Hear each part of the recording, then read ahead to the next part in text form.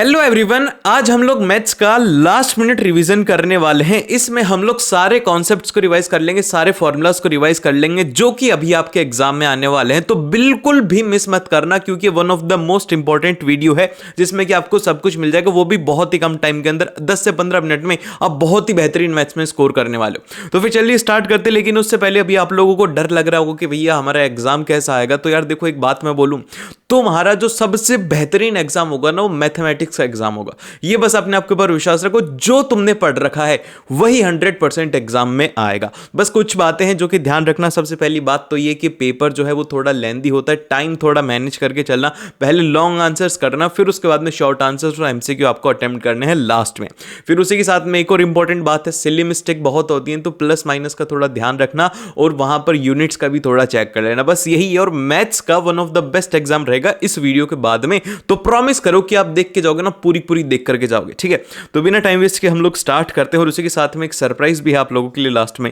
तो अब देखो, यहां पे सबसे फर्स्ट जो आते हैं वो देखो यार, प्रोबेबिलिटी में आपको एक बात ध्यान रखनी है कि टोटल नंबर ऑफ कार्ड होते हैं वो होते हैं 52 प्लस ऑफ यहां पर 26 ब्लैक कार्ड होते हैं और 26 यहां पर रेड कार्ड होते हैं। अब इसमें स्पेड 13 कार्ड होते हैं, क्लब के 13 कार्ड होते हैं, डायमंड के 13 कार्ड होते हैं और हार्ट के 13 कार्ड होते हैं। ये आपको पता होना चाहिए। फिर उसके बाद में जो इसमें इंपॉर्टेंट है वो ये है कि हर एक पेयर में, मैं पेयर की आपको बता रहा हूं, पेयर के अंदर सिर्फ और सिर्फ ये एक ही पेयर होता है। जैसे कि क्वीन कितनी होती है, वो होती है एक। तो इसी तरीके से टोटल जो रहेंगी वो रहेंगी 4। इसी तरीके से किंग 4 है, जैक भी 4 है, और उसी के साथ में एस जो है वो भी यहां पे 4 है। तो ये आपको पता होना चाहिए। और एक पेयर में ये सिर्फ और सिर्फ एक ही प्रेजेंट रहने वाले हैं। लेकिन वहीं पर अगर बात करें, ब्लैक कलर में ये 2 क्वीन होंगी और रेड कलर में 2 क्वीन होंगी, ये आपको पता होना चाहिए।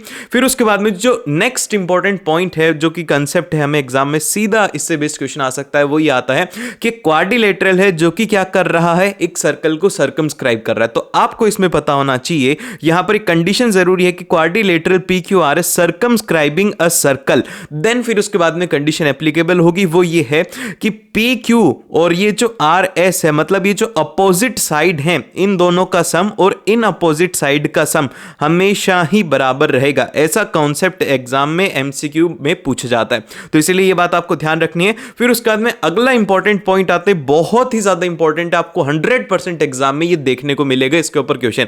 अब जब भी आपको एग्जाम के अंदर दे दिया जाए कि AB is parallel to DE, ये और ये आपको पैरेलल दी गई हैं, तो आपको सबसे पहले इसके अंदर सिमिलर ट्रायंगल प्रूव करना होगा, जो कि आप कैसे करेंगे, ABC को और ये जो DC है, इसके अंदर एक तो सबसे फर्स्ट तो हो जाएगा हमारा एंगल, ये जो C है ये इक्वल हो जाएगा। फिर उसके बाद में हमारे जो करस्पॉन्डिंग एंगल्स हैं वो भी यहां पर इक्वल हो जाएंगे। तो एंगल सिमिलरिटी से हम लोग बोलेंगे कि ये दोनों ट्रायंगल्स क्या हैं, ये है सिमिलर।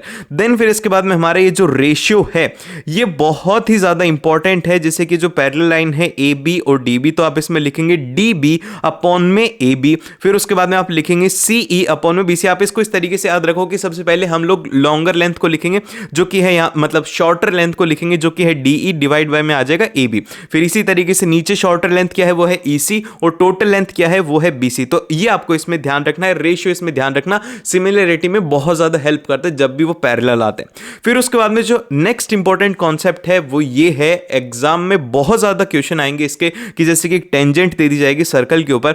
तो सबसे फर्स्ट पॉइंट तो आपको ये पता होना चाहिए कि ये जो एंगल OPR है ये हमेशा 90 डिग्री होता है, और ये OP क्या है, ये है रेडियाई ऑफ अ सर्कल, ठीक है। ये आपको इसमें ध्यान रखने हैं।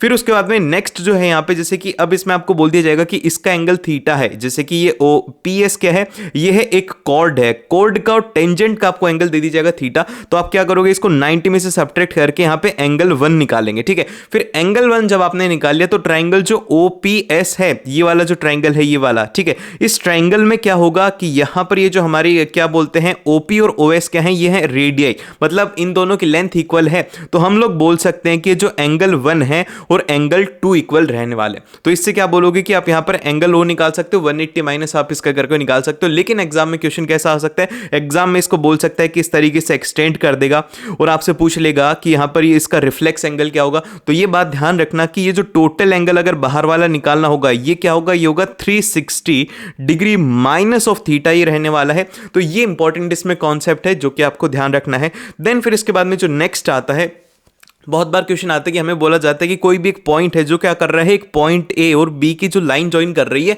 उनको किसी एक रेशियो में डिवाइड कर रहा है, तो उस रेशियो को फाइंड आउट करो। यहां पर आपको इसके कोऑर्डिनेट्स दिए जाएंगे, तो आप इसमें कैसे करेंगे?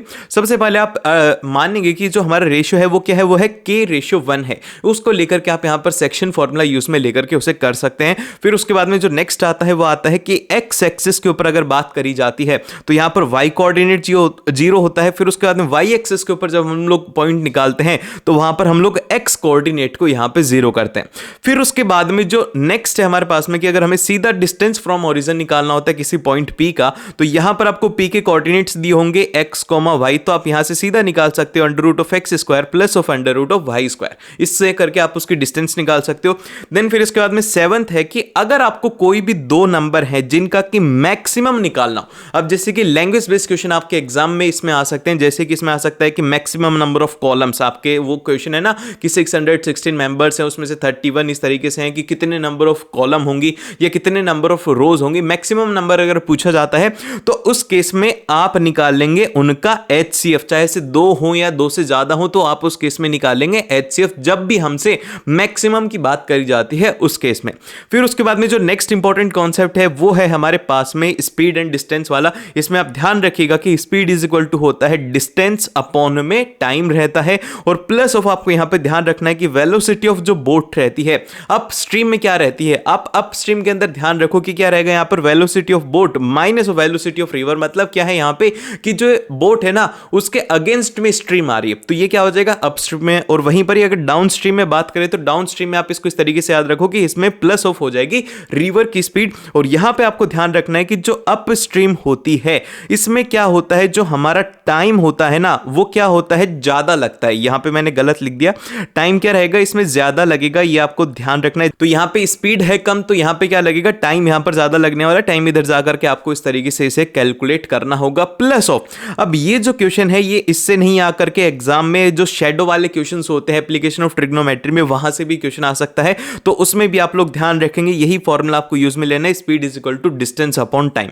फिर उसके बाद में जो नेक्स्ट है इंपॉर्टेंट क्वेश्चन है, जैसे कि टैंक फिलिंग वाले कई बार क्वेश्चन आ जाते हैं कि सर्कुलर टैंक है, दो टैप दे दी जाएंगे, एक स्मॉलर टैप दिया जाएगा, एक लार्जर टैप दिया जाएगा। तो आपको जो टाइम गिवन है उसको आप मान लेंगे कि XR लगता है स्मॉलर को, और फिर उसी के साथ में लार्जर में आपको दिया जाएगा कि उसमें कितना कम टाइम लगता है, तो यहां पर आप मानेंगे x - k आवर्स। और फिर उसके बाद में जो नेक्स्ट आता है कि part of tank filled in 1 hour, की एक घंटे में कितना होगा, वो होगा 1/x। इसी तरीके से आपको ये ध्यान रखना है। और प्लस ऑफ आपको जैसे टोटल टाइम दे दिया जाएगा वो दे दिया जाएगा कि Z आवर में वो दोनों मिलकर के कंप्लीटली फिल करते हैं, या फिर कोई एक ऐसी कंडीशन दी जाएगी कि उनका टोटल टाइम इतना है, तो आप उसमें सबसे पहले बोलोगे कि भैया एक घंटे में ये कितना भरते हैं, तो इस तरीके से टोटल आ जाएगा। फिर उस तरीके से आप इसे इक्वेट करके इसे सॉल्व कर सकते हैं, क्वाड्रेटिक इक्वेशन से सॉल्व होने वाला है। फिर उसके बाद में जो नेक्स्ट हमारे पास में इंपॉर्टेंट पॉइंट आता है वो ये वाला क्वेश्चन। भाई 100% गारंटी है कि 3 मार्क्स में तुम्हें क्वेश्चन देखने को मिलेगा और तुम बहुत ज्यादा खुश होने वाले हो, तो इसलिए स्टेप बाय स्टेप इसे देखना। इसमें कहा गया कि √5 एक इरेशनल नंबर है, तो प्रूव करने की बात है तो सबसे पहले आप क्या करोगे, इसके कॉन्ट्राडिक्शन में मान लोगे कि let √5 be a rational number. हमने इरेशनल की बात करी जाए तो हम क्या मान रहे हैं कि एक रैशनल नंबर है। और फिर उसके बाद में हम लोग क्या करेंगे, रैशनल नंबर को लिखते हैं a/b से, तो हमने लिखा कि √5 is equal to a/b। Then फिर इसके बाद में हम लोग इसका स्क्वायर करने वाले हैं, और यहां पर a और b क्या है, ये है को प्राइम नंबर। को प्राइम नंबर वो होते हैं जिनका कि कॉमन फैक्टर सिर्फ और सिर्फ 1 होता है। फिर इसके बाद में स्क्वायर किया तो ये आ गया 5 इज इक्वल टू a²/b²। इसी तरीके से हर एक पॉइंट आपको बताना है, एग्जामिनर को ये मानना कि वो एक छोटा बच्चा है, उसे हर एक चीज अच्छे से समझानी होगी, ठीक है। फिर b² को क्या किया हमने, इधर ट्रांसफर किया, तो ये हो गया b² is equal to a²/5। ये होगी हमारी फर्स्ट इक्वेशन। तो आप यहां पर देखो कि a² को कौन डिवाइड कर रहा है, 5, तो हम लोग बोल सकते हैं कि 5 डिवाइड से 100 कि 5 इसका कोई ना कोई एक फैक्टर होगा, तो यहां पे हम बोल सकते हैं कि a is equal to 5 times of k। ये k कोई भी कांस्टेंट है। अब क्या करोगे, आप इसकी वैल्यू निकाल करके इक्वेशन 1 में पुट करोगे। तो जब आप इसे इक्वेशन 1 में पुट करोगे तो ये हो जाएगा b² is equal to 5k का होल स्क्वायर बाय 5। तो यहां से आ जाएगा, यहां पे आप जब इसे सॉल्व करेंगे आ जाएगा 5k²। तो यहां से आपने क्या किया कि इस 5 को इसके नीचे ले गए, तो ये हो गया b² बाय 5। तो अब आप यहां से बोलोगे कि 5 also divides b, so 5 is also factor of b। तो यहां पे हम क्या बोल सकते हैं कि this means that a and b have a 5 as a common factor, कि 5 इनका कॉमन फैक्टर है, but this contradicts the fact of a and b। और इसी के साथ में जो हमने फैक्ट माना था कि भैया वो को प्राइम है और उनमें एक के अलावा कोई भी कॉमन फैक्टर नहीं होगा, तो no common factor other than 1। तो यहां पे क्या होता है कि so this contradiction has arisen because of the incorrect assumption of root 5 is a rational number. अब ये जो कॉन्ट्राडिक्शन है ये किस वजह से हुआ है? इस वजह से हुआ है कि रूट 5 को हमने रैशनल नंबर माना था। तो इसीलिए क्या बोल सकते हैं कि so we can conclude that root 5 is a irrational number. तो ये आप इस तरीके से इसमें लैंग्वेज लिखोगे रियल नंबर। अब देखो रियल नंबर के अंदर एक फॉर्मूला सबसे ज्यादा इंपॉर्टेंट है कि HCF into LCM of any two number is equal to product of their number. ये MCQ के अंदर पूछा जा सकता है, तो ध्यान रखो कि HCF into LCM is equal to product of their number होता है। फिर इसके बाद में सेकंड आता है पॉलिनोमियल। पॉलिनोमियल के अंदर एक बेसिक जो है क्वाड्रेटिक पॉलिनोमियल से याद रखो कि अगर एक हमारा क्वाड्रेटिक पॉलिनोमियल है p ऑफ x ax square plus bx plus constant, तो इसके दो जीरो होंगे अल्फा और बीटा। इसका मतलब ये होता है कि अगर आप p के अंदर अल्फा पुट करेंगे x की जगह पे तो उसकी जो वैल्यू हो जाएगी वो हो जाएगी 0। ये आपको याद रखना है। अब इसमें जो क्वेश्चन है वो यहां पे आता है कि सम ऑफ जीरोस क्या होगा? तो सम ऑफ जीरो जैसे कि अल्फा प्लस बीटा जो होता है इस इक्वेशन के अकॉर्डिंग होता है minus of b by a। क्या होता है? Minus of b by a होता है। और वहीं पर जो प्रोडक्ट होता है जीरोस का अल्फा इंटू बीटा वो होता है हमारे पास में c अपॉन में a, कांस्टेंट अपॉन a होता है। फिर इसके बाद में चलते हैं हम लोग नेक्स्ट की तरफ, जो कि है हमारी एक इंपॉर्टेंट इक्वेशन है। जैसे कि आपको एग्जाम के अंदर दिया जाएगा कि सम आपको दे दिया जाएगा और फिर उसके बाद में प्रोडक्ट भी दे दिया जाएगा और आपसे बोला जाएगा कि पॉलिनोमियल को फॉर्म करो। तो उसके लिए इक्वेशन बहुत ही ज्यादा यूजफुल रहेगी। तो आप इसके अंदर बोलेंगे कि p ऑफ x is equal to x square minus of sum of zeros into x plus of यहां पर प्रोडक्ट ऑफ जीरोस होने वाला है। ये इक्वेशन सबसे ज्यादा इंपॉर्टेंट है। इसको फिर से बता देता हूं कि p ऑफ x is equal to x square minus into sum into यहां पर हो जाएगा x और प्लस ऑफ यहां पर हो जाएगा प्रोडक्ट ऑफ जीरोस। फिर इसके बाद में जो नेक्स्ट आता है वो आता है पेयर ऑफ लीनियर इक्वेशन की। पेयर ऑफ लीनियर इक्वेशन में आपको याद रखनी है इसकी कंडीशन। अब देखो जैसे कि a1x है प्लस b1y प्लस c1 ये फर्स्ट इक्वेशन है, सेकंड इक्वेशन ये है। अब इनको सॉल्व करना है ना तो बेसिक आपको काम करना होगा। एक तो आप इसके अंदर सिंपल सा सबसे पहले एडिशन करके देखना, ठीक है? सबसे पहले एडिशन करके देखना, क्योंकि एडिशन में क्या होगा कि कई बार आपको ये नेगेटिव मिल जाएगा और ये पॉजिटिव होगा तो वो कैंसिल आउट हो जाएंगी टर्म। आपको ऐसे उसको कैंसिल आउट करना है, उसको एलिमिनेट करके उसको सॉल्व करने की कोशिश करनी है। अब इसके बाद में ये जो दो लाइनें हैं इनके सॉल्यूशन के लिए क्या क्या कंडीशन होती है? जैसे कि अगर यूनिक सॉल्यूशन है तो उसकी कंडीशन जो होती है वो होती है हमारे पास में कि a1 upon a2 is not equal to b1 upon में b2। अगर एक सॉल्यूशन चाहिए तो a1 upon a2 is not equal to b1 upon b2 होता है। और फिर इसके बाद में अगर हमें कोई भी सॉल्यूशन नहीं चाहिए, जैसे कि नो सॉल्यूशन हो जाए, और इसको हम लोग इनकंसिस्टेंट भी कहते हैं। तो इनकंसिस्टेंट कब होता है? इनकंसिस्टेंट जब होता है जब a1 upon a2 is equal to b1 upon b2 but not equal to c1 upon में c2। तो यहां पर कोई भी सॉल्यूशन एग्जिस्ट नहीं करता है। और फिर इसके बाद में अगर हमें इनफाइनाइट मैनी सॉल्यूशन चाहिए कि भैया हमारे पास में तो बहुत सारे सॉल्यूशन आ जाए, तो इसके लिए क्या करो? सभी को बराबर कर दो। a1 upon a2 is equal to b1 upon b2 is equal to c1 upon c2, जो कि हमारे कंसिस्टेंट सॉल्यूशन रहने वाले हैं। और फिर इसके बाद में आता है अगला, जो कि है हमारे पास में क्वाड्रेटिक इक्वेशन। अब क्वाड्रेटिक इक्वेशन के अंदर हमने जो जीरोस और प्रोडक्ट वाले थे वो तो इंपॉर्टेंट है ही, लेकिन उसके साथ में अब इंपॉर्टेंट है नेचर ऑफ रूट। अब देखो नेचर ऑफ रूट्स क्या है? इसके दो रूट एग्जिस्ट करते हैं, एक होता है इसका अल्फा, दूसरा होता है बीटा। अब इनका कुछ ना कुछ तो नेचर होगा, तो इसलिए हम लोग इसको डिटरमाइन करते हैं, वो करते हैं डी की वैल्यू से। और जो डी होता है यहां पे वो होता है B square minus of 4a से। आपको सिंपल सी जो भी इक्वेशन गिवन है उससे ए बी सी की वैल्यू निकालो, फिर डी की वैल्यू से चेक करना पहले कि क्या रूट एग्जिस्ट कर रहे हैं क्या। तो यहां पर सबसे पहले हमारे पास में जो कंडीशन है वो है कि डी इज ग्रेटर देन 0। अगर 0 से बड़ा है तो यहां पे हमें कोई भी समस्या नहीं है, रियल और अनइक्वल रूट इस केस के अंदर एग्जिस्ट करेंगे। लेकिन ये जो सेकंड वाली कंडीशन है डी इक्वल टू 0 वाली, ये बहुत ही ज्यादा इंपॉर्टेंट है। जाती एग्जाम के अंदर आप ये क्वेश्चन देखोगे और खुश हो जाओगे कि भैया ने याद करवा दिया था। तो ध्यान रखना कि रियल और इक्वल रूट्स के लिए हम लोग क्या करते हैं? डी इक्वल टू 0 करते हैं, जहां पे कि हमारे पास में रियल और इक्वल रूट एग्जिस्ट करते हैं। फिर इसके बाद में अगर हम लोग बात करें कि डी इज लेस देन 0, कि जब हमारा डी 0 से कम होता है तो यहां पे क्या होता है? यहां पे कोई भी रियल रूट एग्जिस्ट नहीं करता है।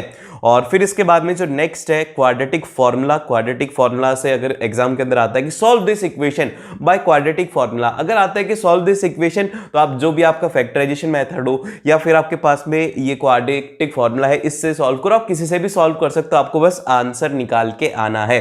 तो यहां पर हमारे पास में रूट निकालने का जो तरीका रहेगा वो रहेगा x is equal to minus of b plus minus under root of b square minus 4ac divide by में हो जाएगा यहां पे 2a। यहां पर दो कंडीशन बनेगी, एक पॉजिटिव के साथ में और एक नेगेटिव के साथ में फॉर्म होगा। और ये याद रखना यहां पर ये है माइनस ऑफ बी, क्योंकि एग्जाम के अंदर हम यही बोलेंगे, तो इसीलिए क्या याद रखोगे कि माइनस बी को आपको याद रखना है। एंड फिर इसके बाद में if d is equal to 0, अगर हमारा जो डी है वो 0 हो जाता है तो इस केस के अंदर जो रूट है वो क्या होंगे, जो रूट होंगे आंख बंद करके अगर आपको दिख जाए कि भैया इसके अंदर डी 0 हो रहा है तो आप सीधा बोल दो कि इसके जो रूट होंगे वो होंगे x is equal to minus of b by 2a, इसके रूट होने वाले हैं और इक्वल रूट होंगे। और d होता है बी स्क्वायर माइनस 4ac जो कि हमने अभी देख लिया था। देन फिर इसके बाद में जो अगला आता है वो आता है अर्थमेटिक प्रोग्रेशन। अब देखिए अर्थमेटिक प्रोग्रेशन के अंदर आपके पास में क्वेश्चंस कैसे आएंगे, क्वेश्चंस आएंगे nth टर्म के ऊपर आएंगे, तो इसको याद रखो कि an is equal to a plus of n minus 1 into d. अब देखो एग्जाम के अंदर क्वेश्चन ये आएगा, मैं आपको एक छोटा सा हिंट दे देता हूं, वैसे हमने क्वेश्चन कल कर लिए थे। तो आप देखो इसके अंदर जैसे कि आपको एग्जाम के अंदर कहा जाएगा कि आपकी जो a 9th टर्म है वो 8 times of a 16th term रहेगी और फिर उसके साथ में एक और कंडीशन गिवन रहेगी। तो आपको सिंपल सा कुछ भी नहीं करना, इसके अंदर आप इसको लिखेंगे a प्लस ऑफ 8d और फिर इसके बाद में यहां पर आप लिखेंगे 8 into a plus of 15d। इस तरीके से आपको इसको सॉल्व करना है। ये क्वेश्चंस एग्जाम के अंदर ज्यादा पूछे जाते हैं। और फिर इसके बाद में जो नेक्स्ट है वो है सम ऑफ n टर्म्स के। अगर हमारे पास में n टर्म्स है तो उनका सम क्या होगा, तो उसका सम का फॉर्मूला होता है sn is equal to n by 2 और इंटू होता है 2a plus of n minus 1 into d होता है इसका हमारे पास में सम ऑफ n टर्म्स के। आपके पास मान लो 1000 टर्म है तो उसके लिए आप लिखोगे n की value 1000 for 2 into first term, फिर इसके बाद में n माइनस 1 इंटू डी। और फिर इसके बाद में जो नेक्स्ट क्वेश्चन आता है वो मतलब कि नेक्स्ट जो टॉपिक आता है वो आता है हमारे पास में ट्राइंगल्स। अब देखो जो ट्राइंगल्स है, ट्राइंगल्स के अंदर आपको सबसे पहली जो चीज याद रखनी है कि अगर जो ट्राइंगल है सिमिलर होते हैं वो कैसे होते हैं। जैसे कि अब ये दो ट्राइंगल है LMN और PQR, तो इसके अंदर जो करस्पॉन्डिंग एंगल्स होंगे ना इनके वो इक्वल होने वाले, जैसे कि एंगल L और एंगल P और एंगल M और एंगल Q और उसी के साथ में एंगल N और एंगल R जो है ये क्या होंगे, इक्वल एंगल होते हैं अगर ये दोनों ट्राइंगल्स क्या है, सिमिलर। क्या है, अगर ये सिमिलर है तो ये कंडीशन होती है। और उसी के साथ में एक और कंडीशन आती है कि इनकी जो साइड्स होती है उनका जो रेशियो होता है वो प्रोपोर्शनल होता है। जैसे कि आप कर सकते हैं LM अपॉन में PQ is equal to MN upon में QR is equal to NL upon में PR। ये हमारे पास में प्रोपोर्शनलिटी के कांस्टेंट होते हैं, मतलब कि प्रोपोर्शनल होते हैं ये। और फिर इसके बाद में अगला पॉइंट आता है, अगली एक तरीके से आप बोल सकते हो कि एक क्वेश्चन ही मैं आपको बता रहा हूं एग्जाम के अंदर। देखो दो इसमें से अगर ये आएगा तो या तो एक कंडीशन दी हुई होगी दूसरी प्रूव करनी है, अगर दूसरी दी हुई होगी तो आपको फर्स्ट कंडीशन को प्रूव करना है। तो ये है क्या, इसका डायग्राम ऐसा फॉर्म होगा, ठीक है, जिसके अंदर की एक ट्रायंगल होगा और इसमें जो DE है ये पैरेलल रहेगी BC के, या फिर आपको कुछ एक कंडीशन दिया होगा। तो हमें इसके अंदर याद रखना है कि if a line divides any two side of a triangle in the same ratio then the line is parallel to the third side. भैया इसके अंदर ये कहना चाह रहे हैं कि ये जो हमारी DE लाइन है ये AB को और जो AC लाइन है अगर इसको इक्वल रेशियो के अंदर कट कर रही है तो यहां पे हमारे पास में कंडीशन आएगी कि DE is parallel to BC। और अगर मान लो कि हमें यह दे दिया जाए कि DE is parallel to BC तो हम लोग दूसरी कंडीशन को बोल सकते हैं कि जो हमारा ये लाइन है ये DE है ये क्या कर रही है कि AB और जो AC है इसको इक्वल रेशियो के अंदर कट कर रही है, इक्वल रेशियो के अंदर डिवाइड कर रही है। तो आप इसको ऐसे याद रख सकते हो, पहली कंडीशन होती है DE is parallel to BC, फिर इसके बाद में आएगी, ये याद रखना कि फिर इसके बाद में आएगी, और अगर ये है तो इसके बाद में फिर ये वाली कंडीशन हो सकती है। तो हम याद रखेंगे कि AD अपॉन में DB is equal to AE upon में EC। और फिर इसके बाद में जो नेक्स्ट आता है वो आता है कोऑर्डिनेट ज्योमेट्री। तो कोऑर्डिनेट ज्योमेट्री में जो सबसे पहला फॉर्मूला आता है वो आता है डिस्टेंस फॉर्मूला, कि एक पॉइंट से दूसरे पॉइंट के बीच की डिस्टेंस कितनी होगी। तो यहां पर जैसे कि पॉइंट P है हमारा x1, y1, दूसरा है x2, y2 पॉइंट है, तो हमारी जो डिस्टेंस होगी P क्योंकि वो होगी x2 माइनस x1 का होल स्क्वायर प्लस ऑफ यहां पर y2 माइनस y1 1 का होल स्क्वायर का पूरा अंडर रूट होने वाला है। बड़ा ही सिंपल है, डिस्टेंस अगर निकालनी है तो रूट कर देना और फिर उसके बाद में आप इसको आसानी से सॉल्व कर सकते हैं। और इसके अलावा जो अगला पॉइंट आता है वो आता है हमारे पास में कि जैसे कि एक पॉइंट है ए और एक पॉइंट है बी। अब जरूरी थोड़ी कि सभी इक्वल रेशियो के अंदर करेंगे, कोई अलग अलग में कर दे, जैसे कि m1 रेशियो m2 में कर दे, तो आप p के कोऑर्डिनेट कैसे निकालोगे? तो इसके लिए इसका फॉर्मूला याद रखना कि p के जो x कोऑर्डिनेट है उसके लिए हम लोग क्या करेंगे कि m1 इंटू x2 करेंगे। याद रखना कि ये जो m1 है हम लोग इसको x2 के साथ में मल्टीप्लाई करेंगे और जो m2 है इसको हम लोग करेंगे x1 के साथ में मल्टीप्लाई। तो यहां से हमारे पास में p ऑफ x कोऑर्डिनेट हो जाएगा m1 x2 plus of m2 x1 divide by में होता है m1 प्लस ऑफ m2। और फिर इसके बाद में जो नेक्स्ट आता है वो आता है p के y कोऑर्डिनेट जो कि हो जाएगा m1 y2 plus of m2 y1 divide by में आ जाएगा m1 प्लस ऑफ m2। ये सेक्शन फॉर्मूला है, ये आपको बहुत ही ज्यादा यूज में आएगा जहां पर कि आपको एग्जाम के अंदर अगर मिलता है कोई बाइसेक्ट का क्वेश्चन मिलता है या फिर आपको ट्राइसेक्ट का क्वेश्चन मिलता है या फिर कहा जाता है कि रेशियो के अंदर स्प्लिट कर, तो वहां पर आपको इस फॉर्मूला को यूज में लेना है। और अगर मिड पॉइंट आपसे पूछ ले जाए कि आप उसका लाइन का जो हमारी ए बी है इसका मिड पॉइंट बताओ, तो सिंपल सा कुछ भी नहीं करना, x1 प्लस x2 बाय 2 कर देना है और y के कोऑर्डिनेट के लिए y1 प्लस y2 बाय आपको 2 कर देना है। इससे आप निकाल लोगे उसका मिड पॉइंट। और फिर इसके बाद में जो नेक्स्ट है वो है हमारे पास में सर्कल। सर्कल की पहली कंडीशन ये होती है कि अगर एक पॉइंट है सर्कल के ऊपर, एक पॉइंट के ऊपर सिर्फ और सिर्फ एक ही टेंजेंट पॉसिबल है, एक से ज्यादा टेंजेंट यहां पर नहीं हो सकती। फिर इसके बाद में सेकंड पॉइंट आता है। सेकंड पॉइंट के अंदर हमारे पास में ये है कि अगर एक एक्सटर्नल पॉइंट है जो कि हमारा ये सर्कल है ओ, सर्कल ओ से अगर आर एक एक्सटर्नल पॉइंट है तो इसके ऊपर सिर्फ और सिर्फ 2 टेंजेंट ड्रॉ होंगी और जो इसके ऊपर टेंजेंट ड्रॉ होंगी उनकी जो लेंथ होगी वो इक्वल होने वाली है।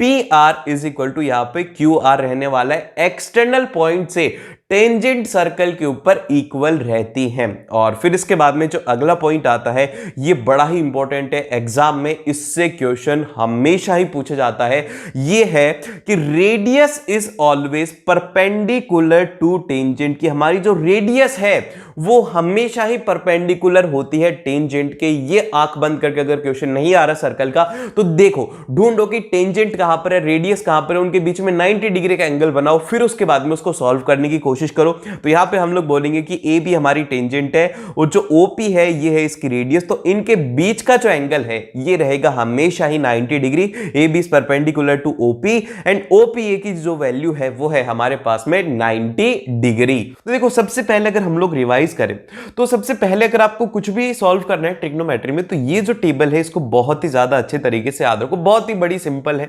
ऊपर है पी बी पी जिसको कि आप लोग याद रख सकते हो पंडित बद्री प्रसाद, जिससे कि पंडित का पी आ गया, बद्री का बी आ गया और प्रसाद का पी आ गया। और फिर इसके बाद में है हर हर बोले, ठीक है। ये आपको टेबल ड्रॉ करनी है। अब इस टेबल के अंदर आपको रेशियोज की वैल्यू याद रखनी, जैसे कि साइन की क्या होता है वो होता है p बाय एच, कॉस का क्या होता है वो होता है b बाय एच और जो टेन होता है इसका होता है p बाय b। एक बार मेरे साथ में बोलो, फिर से बोलो जल्दी से कि साइन क्या होता है वो होता है p बाय एच, कॉस क्या होता है वो होता है b बाय एच और टेन क्या होता है वो होता है p बाय b। 3-4 बार इसको बोलो, ये याद हो गया और इस टेबल को भी याद रख लेना, ठीक है।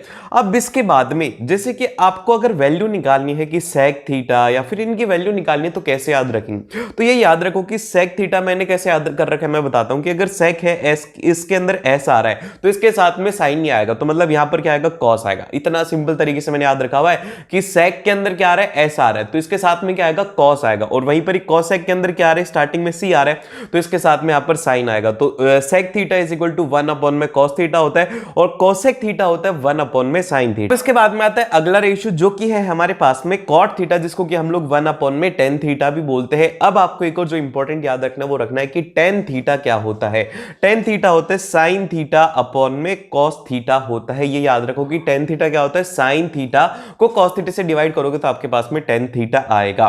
और इसी के साथ में आपको एक और चीज ध्यान में रखनी है, वो याद रखनी है पाइथागोरस थ्योरम। पाइथागोरस थ्योरम क्या बोलती है कि अगर आपके पास में कैसा ये राइट एंगल ट्राइंगल है, देखो हमारा राइट एंगल ट्राइंगल ट्राइंगल कैसा है, ये राइट एंगल ट्राइंगल है, और इसके अंदर ये इसकी क्या होती है, होता है परपेंडिकुलर, ये होता है इसका बेस, और ये होता है हाइपोटेनियस। तो आपको ये पाइथागोरस थ्योरम को अभी याद कर लो जिसको भी याद नहीं है, कि हाइपोटेनियस का square is equal to perpendicular का स्क्वायर प्लस ऑफ बेस का स्क्वायर। क्योंकि देखो एग्जाम के अंदर ये बेसिक क्वेश्चन आएगा एमसीक्यू के अंदर, कि आपको एक रेशियो दे दिया जाएगा, कह दिया जाएगा कि भैया तुम एक काम करो कि साइन थीटा की वैल्यू तुम्हें दी हुई है कि ये है 3/4, ठीक है, साइन थीटा की वैल्यू है वो है 3/4, तो तुम कैलकुलेट करो कि टेन थीटा की वैल्यू क्या होगी। तो यहां पर आपको यूज में लेनी होगी पाइथागोरस, पाइथागोरस से आप बेस की वैल्यू निकालेंगे, फिर उसके बाद में tan theta is equal to p/b करके आप इसकी वैल्यू निकाल सकते हो। और फिर इसके बाद में आता है अगला क्वेश्चन, अगला क्वेश्चन नहीं भैया ये बहुत ही ज्यादा जरूरी है, ट्रिग्नोमेट्रिक रेशियोज टेबल की ट्रिग्नोमेट्रिक रेशियोज को कैसे याद रखें।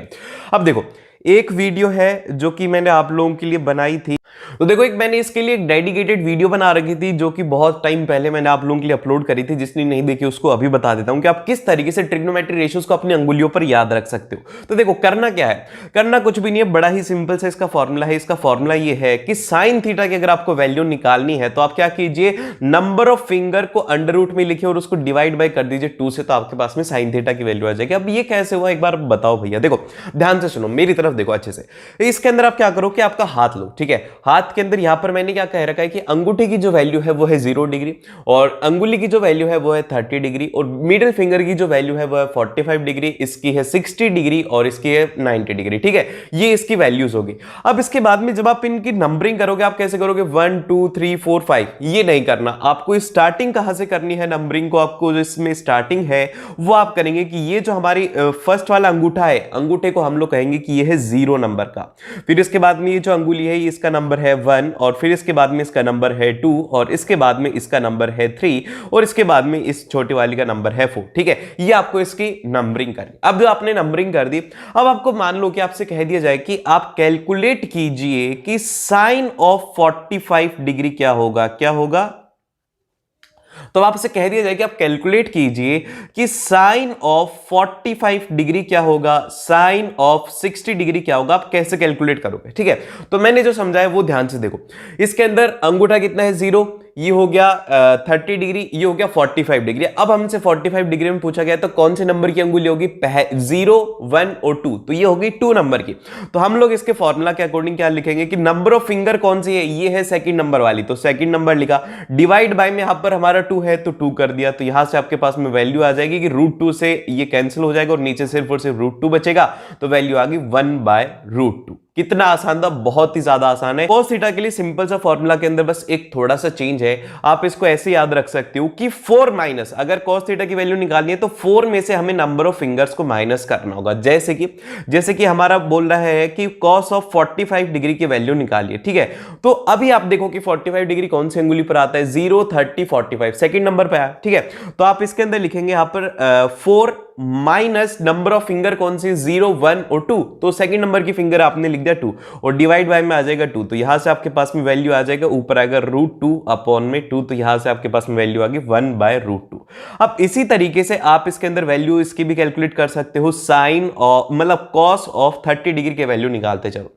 ये कैसे निकाले, ये निकालने का बड़ा ही सिंपल है, 0 1 आ गया, तो आप क्या करोगे, फॉर्मूला के अंदर लिखेंगे कि 4 माइनस फिंगर कौन सी है, वो है 1, तो यहां पर हो गया 4 माइनस 1/2, तो ये हो गया √3/2 हो गया इसका आंसर। इतना ज्यादा सिंपल है, इस तरीके से आप इन फॉर्मूलाज को याद रख सकते हो, ये बात हो गई। या फिर अगर आपको साइन के फॉर्मूलाज याद है तो एक काम करो कि ये है, जैसे कि यहां पर ये है 0 हो गया, 1/2 हो गया, 1/√2 हो गया, √3/2 हो गया और 1 हो गया। इसको हम लोग अगर रिवर्स ऑर्डर में लिख दे कि जो cos ऑफ 90 है वो होता है 0, और जो cos ऑफ 60 डिग्री है वो होता है 1/2, और साइन ऑफ 30 डिग्री होता है वो होता है 1/2। अगर एक की वैल्यू याद है तो उसको उल्टा कर दो, cos की वैल्यू बन जाएगी। और 10 की वैल्यू याद रखने की जरूरत नहीं है, 10 की वैल्यू याद ही मत रखो, सिर्फ और सिर्फ साइन और cos की रखो, उससे सारी की सारी वैल्यूज बन जाएंगी। अब जैसे कि आपको एग्जाम के अंदर आ जाता है कि आपको वैल्यू निकालनी है, वो निकालनी है 10 ऑफ 30 डिग्री। तो अभी अभी आप जानते हो कि टेन ऑफ थीटा क्या होता है, वो होता है साइन थीटा अपॉन में कॉस थीटा। तो आप यहां पर लिखोगे कि sine of 30 degree divide by में यहां पर हो जाएगा कॉस ऑफ 30 डिग्री। और अभी अभी हम लोग फॉर्मूला पढ़ के आए थे कि नंबर ऑफ फिंगर, तो यहां पर 0 और 1 के ऊपर आ गया, तो यहां पर आ जाएगा अंडर रूट ऑफ कितना आ जाएगा, ये 1 के ऊपर है तो ये आ गया 1 और डिवाइड बाय में 2। और वहीं पर ही कॉस थीटा के लिए क्या था, under root of 4 minus number of finger है वो है 1 डिवाइड बाय में 2। तो 2 से 2 कैंसिल आउट हो गया, यहां पे आ गया 1 बाय रूट 3। इस तरीके से आप याद रख सकते हो, या फिर आपके पास में से भी वैल्यू याद है तो उससे आप इसको सॉल्व कर सकते हैं। और बाकी के जो रेशियो होगी, जैसे कि सेक थीटा की निकालने तो 1 अपॉन में कॉस थीटा कर देना, कॉसेक के लिए 1 अपॉन साइन कर देना, कॉट के लिए आपको 1 अपॉन में tan कर देना, बड़े ही सिंपल है। अब इसके बाद में जो अगला टॉपिक आता है इसमें, वो आता है ट्रिग्नोमेट्री आइडेंटिटी। अब ट्रिग्नोमेट्री आइडेंटिटी के अंदर ये वाली आइडेंटिटी सबसे ज्यादा इंपॉर्टेंट है, इससे क्वेश्चन आते हैं, जो कि है sine square theta plus of cos square theta की जो वैल्यू होती है वो होती है हमेशा 1 होती है। आप क्वेश्चन के अंदर ध्यान रखना, अगर कोई क्वेश्चन सॉल्व नहीं हो रहा तो देखना कि कहीं यार ये कोई आइडेंटिटी वगैरह तो नहीं लग रही, तो वहां से वो क्वेश्चन सॉल्व हो सकता है। और जो दूसरी आइडेंटिटी है जो कि बहुत ज्यादा बच्चों को कंफ्यूज करती है, वो ये है कि sec square theta minus of tan square theta is equal to 1। तो देखो एग्जाम के अंदर अभी हम लोग जो क्वेश्चन सॉल्व करेंगे उसके अंदर आप देखोगे कि इसको उल्टा, जो जैसे कि एक और फॉर्म में भी लिख सकते हैं कि 1 प्लस टेन स्क्वायर थीटा, तो कहीं कहीं पर ये वाली भी काम में आती है, बस इसके अंदर चेंज थोड़ा सा है कि टेन स्क्वायर थीटा को हम लोग इधर ले गए, ठीक है। अब इसके बाद में आता है एंगल ऑफ डिस्पर्जन और यहां पर आता है एंगल ऑफ एलिवेशन। तो एंगल ऑफ एलिवेशन क्या होता है, बेसिकली आप क्या कर रहे हो, यहां पर आप नीचे खड़े हो और आप ऊपर किसी चीज को देख रहे हो, तो जो आपकी आंखों के ऊपर एंगल बनता है वो बनता है एंगल ऑफ एलिवेशन। और वहीं पर अगर आप ऊपर छत पर खड़े हो और नीचे खड़े होकर के किसी को देख रहे हो, तो यहां पे जो आपकी आंखों के ऊपर एंगल बनता है हॉरिजॉन्टल के साथ में, ये जो एंगल होता है ये होता है हमारे पास में एंगल ऑफ डिस्पर्जन। और इसी के साथ में आपको इसके अंदर सबसे ज्यादा इंपॉर्टेंट ये नहीं है, इसमें इंपॉर्टेंट ये है कि आप हाइट और बेस को कैसे लेते हैं। तो याद रखना कि जो थीटा है इसके सामने वाली जो साइड होती है वो होती है परपेंडिकुलर, और इसके नीचे वाली जो साइड होती है वो होती है बेस। और इसमें आपको बस इस चैप्टर में 3 चीजें याद रखनी है, इससे आपका पूरा चैप्टर क्लियर हो जाएगा ये वाला। तो इसके अंदर टेन थीटा के लिए आप लोग बोलेंगे हाइट अपॉन में बेस, जो कि परपेंडिकुलर भी होता है। इस केस के अंदर हमने अभी जो ट्रायंगल बनाया था उसके अंदर हाइट अपॉन में बेस होता है। और ये 3 वैल्यूज को याद रखना कि टेन ऑफ 30 डिग्री क्या होता है, वो होता है 1 by root 3। Tan of 45 degree क्या होता है, वो होता है 1। अगर 45 डिग्री आ रहा है तो इसका मतलब ये है कि हाइट ऑफ बेस और जो हाइट ऑफ टावर है वो इक्वल हो जाएंगी, मतलब कि मतलब क्या बोल सकते हैं, बेस और जो परपेंडिकुलर है उसकी वैल्यू इक्वल हो जाती है, क्योंकि बहुत जगह पे काम आएगा।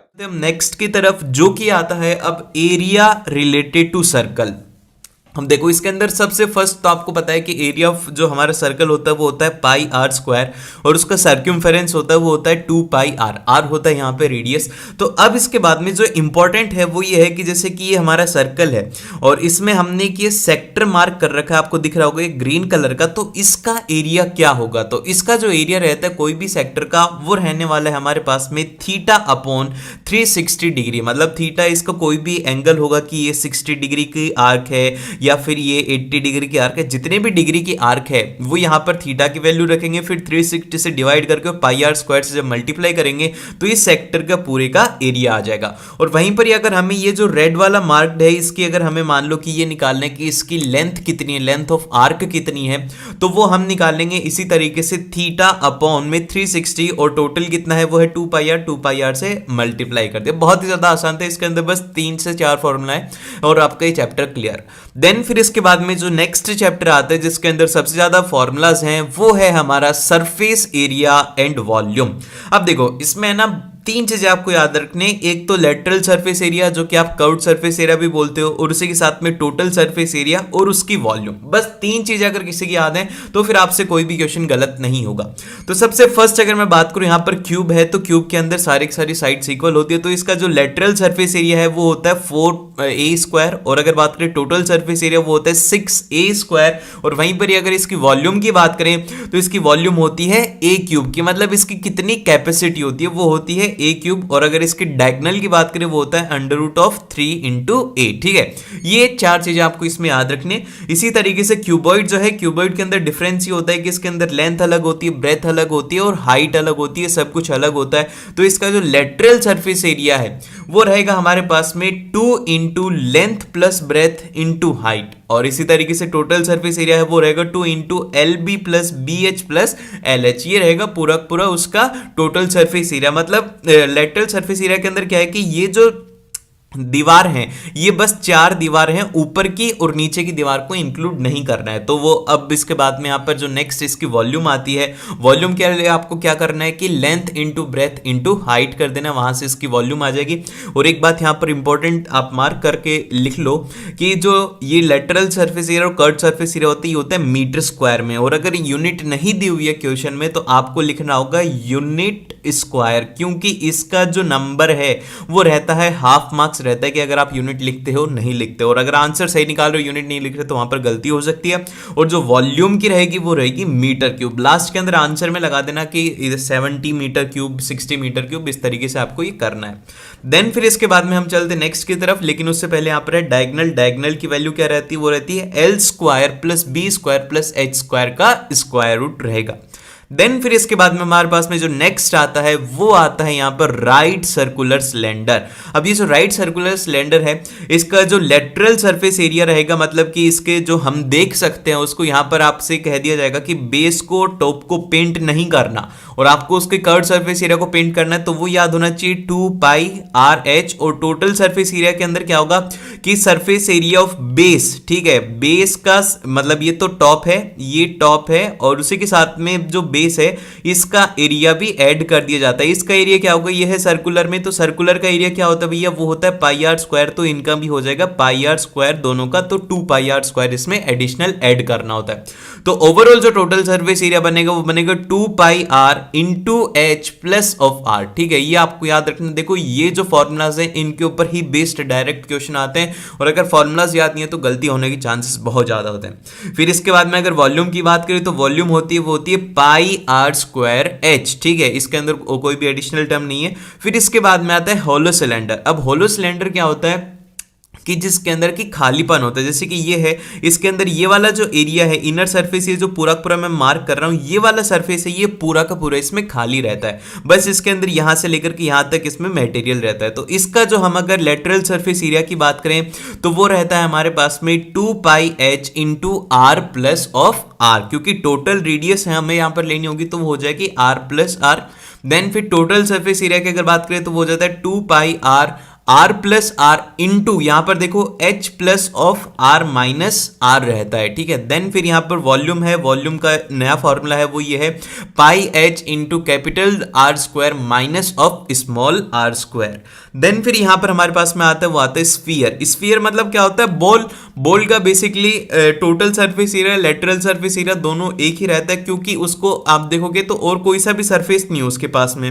ऐसा नहीं है कि जिसके ऊपर की पेंट किया जाए तो उसमें से कुछ इंक्लूड। एक बॉल के अंदर क्या होता है, बस टोटल सरफेस एरिया और कर्व सरफेस एरिया सेम रहता है, जो कि होता है 4 पाई आर स्क्वायर, और इसकी जो वॉल्यूम होती है वो होती है हमारे पास में 4/3 पाई आर क्यूब। और वहीं पर अगर मान लो कि एक स्फीयर है जिसके अंदर की ये जो बाहर वाला एरिया है और एक उसके अंदर एक छोटी सी बॉल है और वो है अंदर से खोखली, तो आप बोल सकते हो होलो स्फीयर है।